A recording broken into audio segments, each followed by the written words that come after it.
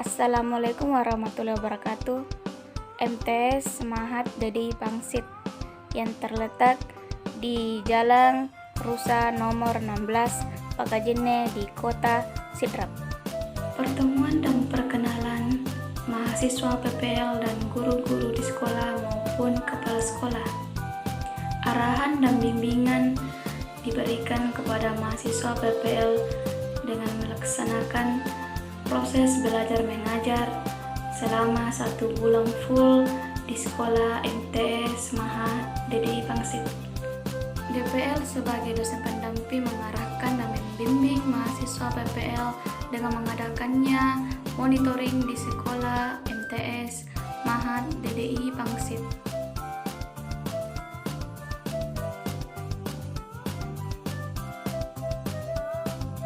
Assalamualaikum warahmatullahi wabarakatuh, anakku. Baiklah, pada kesempatan ini Ibu akan memberikan materi dan menjelaskan apa itu perubahan unsur budaya dan globalisasi. Sebelum kita masuk di pembelajaran, marilah kita berdoa sebelum belajar menurut kepercayaan masing-masing. Baiklah anakku, pada kesempatan ini Ibu akan menjelaskan materi mengenai perubahan sosial budaya dan globalisasi. Pada kali ini kita akan membahas perubahan sosial budaya. Apa sih itu perubahan sosial budaya? Yaitu adalah bagian dari perubahan kebudayaan, yang dimana perubahan dalam kebudayaan itu yang mencangkup kesenian, ilmu pengetahuan, teknologi, dan filsafat. Dan adapun penemuannya itu handphone dan internet. Itu sebagian kecil dari penemuan baru atau pembaruan. Penemuan dan pembaruan tersebut menyebabkan perubahan di bidang komunikasi, interaksi sosial, status sosial, pola pikir, dan tindakan manusia. Adapun pengaruh kebudayaan lain yang menyebabkan terjadinya perubahan sosial budaya yaitu yang pertama itu difusi. Apa itu difusi? Yaitu proses penyebaran unsur baru. Yang kedua yaitu akulturasi. Apa itu akulturasi? Akulturasi terjadi ketika satu kebudayaan tertentu yang dihadapkan dengan unsur-unsur kebudayaan asing. Lambat laun, unsur kebudayaan asing tersebut melebur atau menyatu ke dalam kebudayaan sendiri, yaitu asli, tetapi tidak menghilangkan ciri kebudayaan lama. Yang ketiga, asimilasi. Apa itu asimilasi?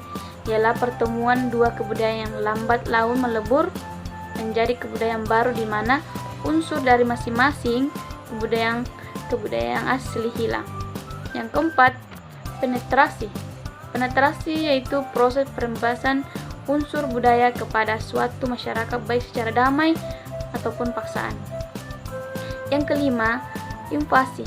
Invasi maksudnya itu unsur-unsur kebudayaan asing ke dalam kebudayaan setempat dengan peperangan atau penaklukan bangsa asing terhadap bangsa lain. Yang keenam, milenarisme. Apa itu milenarisme? Yaitu salah satu bentuk kebangkitan yang berusaha mengangkat golongan masyarakat bawah yang tertindas dan telah lama menderita dalam kedudukan sosial yang rendah. Baiklah, kita masuk di globalisasi. Ada yang tahu? Baiklah anak, globalisasi adalah suatu proses sosial yang di dalamnya kendala geografi terhadap pengaturan sosial dan budaya yang menjadi surut dan manusia menjadi semakin sadar bahwa pengaturan tersebut menjadi semakin surut. Dan adapun bentuk globalisasi ialah yang pertama itu di bidang budaya, yang dimana seperti di beberapa kafe saat ini ditemukannya budaya lokal seperti becak, doker kecil, sepeda ontel, dan sebagainya.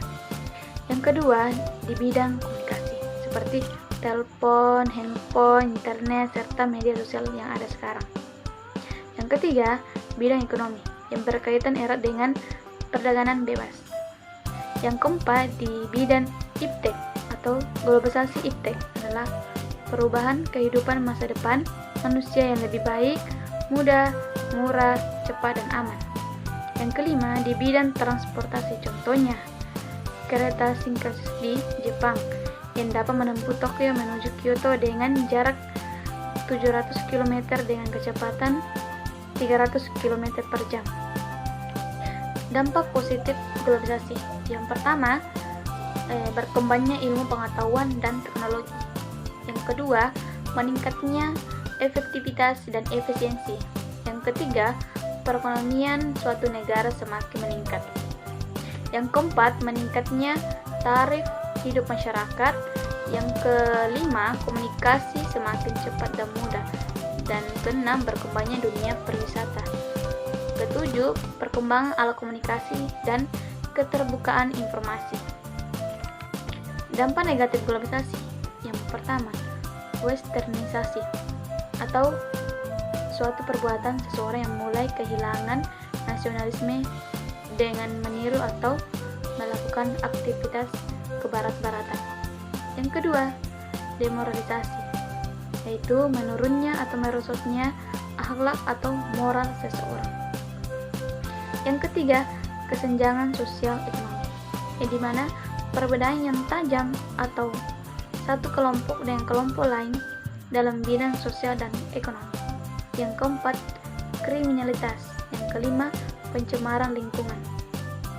Yang keenam, kenakalan remaja, yang dimana semua perbuatan anak remaja atau usia di belasan tahun yang berlawanan dengan ketertiban umum atau nilai dan norma yang diakui masyarakat yang ditunjukkan pada orang, binatang, dan atau barang-barang yang dapat menimbulkan bahaya atau kerugian pada pihak lain. Yang ketujuh, individualisme yang semakin tinggi. Jadi, perubahan sosial budaya itu menunjukkan terjadinya perubahan pada seluruh aspek kehidupan masyarakat. Ada dua perbedaan dalam perubahan sosial budaya, yaitu evaluasi dan revolusi. Yang pertama itu, evaluasi adalah perubahan yang memerlukan waktu yang lama. Sedangkan revolusi adalah perubahan sosial yang berlangsung dalam waktu cepat. Dapat disimpulkan, globalisasi merupakan proses perubahan mendunia tanpa mengenai batas wilayah. Globalisasi menjadikan seluruh bangsa dan negara dunia saling terkait, mewujudkan tatanan kehidupan baru dengan meluburkan batas geografis, ekonomi, sosial, dan budaya.